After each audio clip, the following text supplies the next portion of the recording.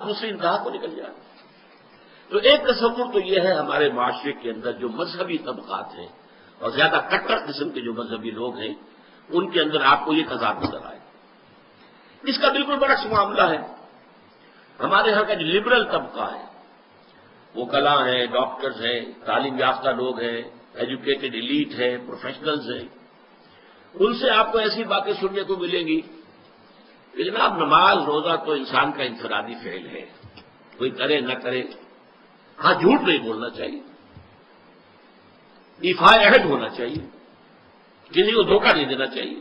یہ بالکل برعکس کہ معاملات انسانی کے اندر اپنا فرض ادا کرنا چاہیے.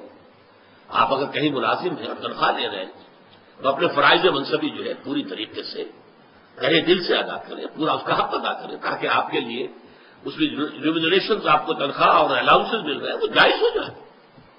یہ وہ تصور ہے ان کے ہاں کے جو نیکی کا ایک تصور جو ہمارے ہاں کے تعلیم یافتہ طبقات کے اندر نظر آتا ہے کہ وہ عبادات وغیرہ کی کوئی خاص اہمیت نہیں ہے. نماز روزہ تو ٹھیک ہے اپنے لیے ہے، جو شخص کر لے نہ کرے کیا فرق پڑتا ہے، حالانکہ وہ فرائض ہیں دین کے.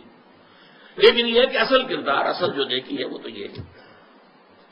اب اس سے بھی آگے بڑھ کر میں آپ کو ایک تیسری شکل دکھانا چاہتا ہوں جو ہمارے معاشرے کے برے لوگ شمار ہوتے ہیں، جنہیں آپ گنڈے کہتے ہیں یا ڈاکو یا جیب تراش یا طوائف ہیں، جسم فروش عورتیں. ان کے ہاں بھی نیکی کا کوئی نہ کوئی تصور موجود ہوتا ہے. میں آپ سے عرض کروں گا کہ واقعہ یہ ہے کہ جیسے ہمیں جو ہماری طبعی زندگی ہے، ظاہری جسمانی زندگی کے لیے ہوا چاہیے، پانی چاہیے، غذا چاہیے. ہوا نہیں ملے گا بند ہو جائے گی تو مر جائے گا فوراً، وہ تو بہت جلدی مرے گا. پانی نہیں ملے گا تو چند دن شاید وہ جھیل جائے مرے گا. کھانا نہیں ملے گا تو شاید چند زیادہ دن جھیل جائے لیکن پھر مرے گا. تو جیسے ہماری اس زندگی کے لیے، جسمانی زندگی کے لیے، حیات جسمانی کے لیے ہوا، پانی، غذا لازم ہے، اسی طرح انسان کی باطنی زندگی کے لیے ایک لازمی شے یہ ہے کہ وہ اپنے ضمیر کو مطمئن کرے کہ اگرچہ میں بہت برا آدمی ہوں، میں بہت برا آدمی ہوں، میرا یہ کام غلط ہے، میرا یہ لیکن میں فلاں نیکی بھی تو کرتا ہوں نا. وہ نیکی کے کسی نہ کسی تصور کو تاکہ اپنے ضمیر کو مطمئن کرے.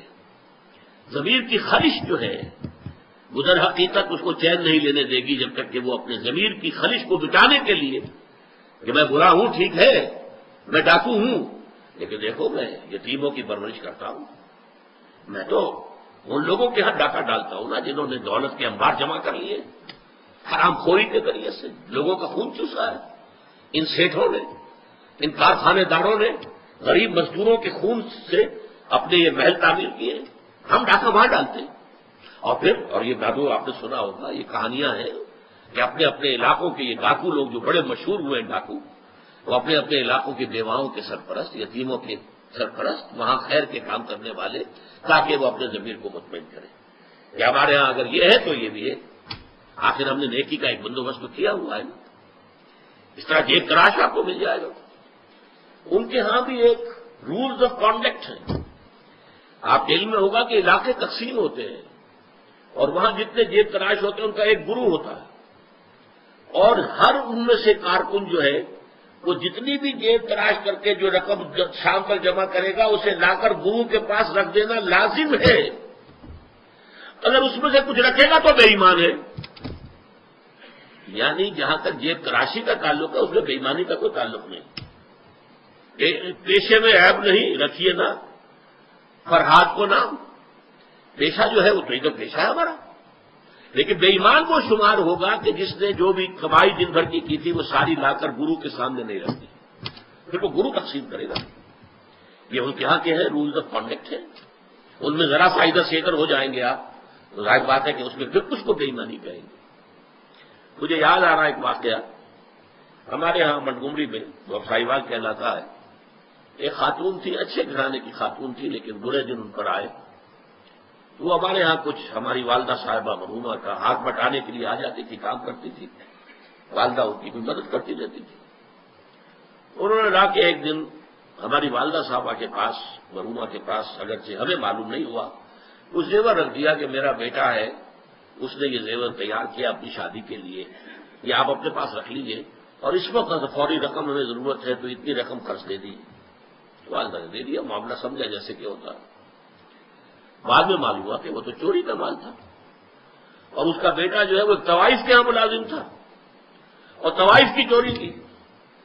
اب جب یہ معاملہ پولیس میں گیا تو پولیس کے سامنے جب یہ بات کھلی کہ مال تو ہے وہ ڈاکٹر اسرار صاحب کی والدہ کے پاس، میرے پاس آئی پولیس، میں نے کہا بھائی ہوا تو ہے، میں نے والدہ سے پوچھا، انہوں نے کہا ہاں ہے۔ وہ جا کر جو ہے وہاں پر ہم نے زیور رکھ دیا۔ وہاں میں نے دیکھا وہ طوائف وہاں موجود تھی۔ اب دیکھیے جسم فریب شہرت ہمارے معاشرے میں ہم انہیں کتنا گھٹیا سمجھتے ہیں، لیکن وہاں وہ دھڑلے سے بات کر رہی تھی کہ جیسے وہی کہ پیشے میں عیب نہیں، رکھیے نہ فرحات کو نام، یہ تو پیشہ ہے نا۔ اس نے اس لڑکے کے بارے میں کہا جی بڑا ہی چنگا لڑکا سے ہی بڑا کم کرتا رہا، پتہ نہیں کب بندہ جو ہے مجھے بے ایمان بندے دیری نہیں لگی۔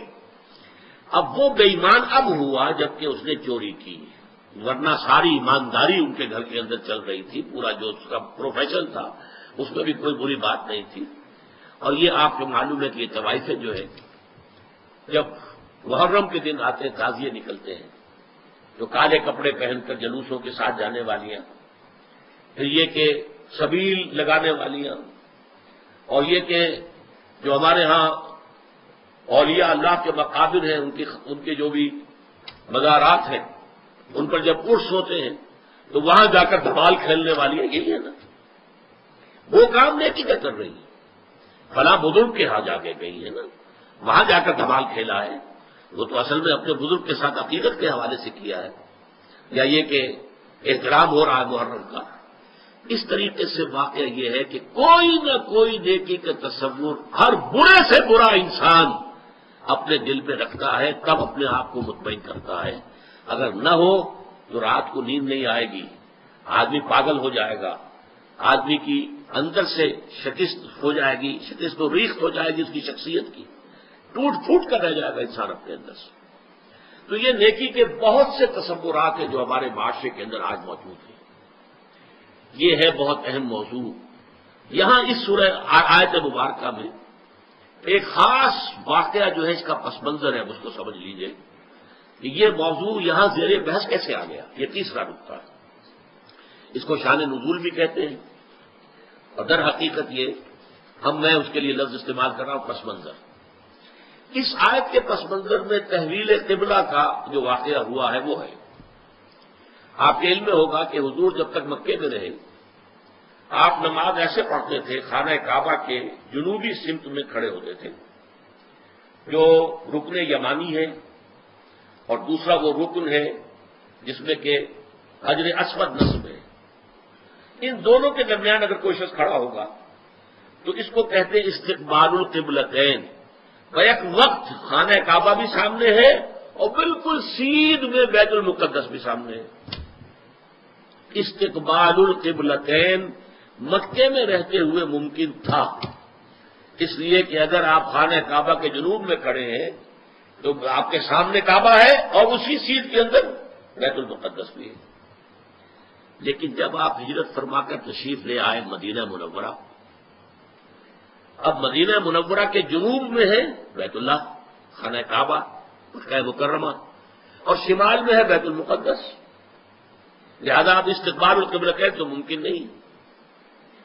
اب یہ ہم نہیں جانتے، نہیں کہہ سکتے کہ آیا یہ کسی وحی خفی کی بنیاد پر ہوا، اس لیے قرآن میں کوئی وحی جلی موجود نہیں ہے، یا یہ حضور کا اپنا اجتہاد تھا جسے کہ اللہ تعالیٰ نے پھر ریکگنائز کر لیا، اس کو منظور کر لیا۔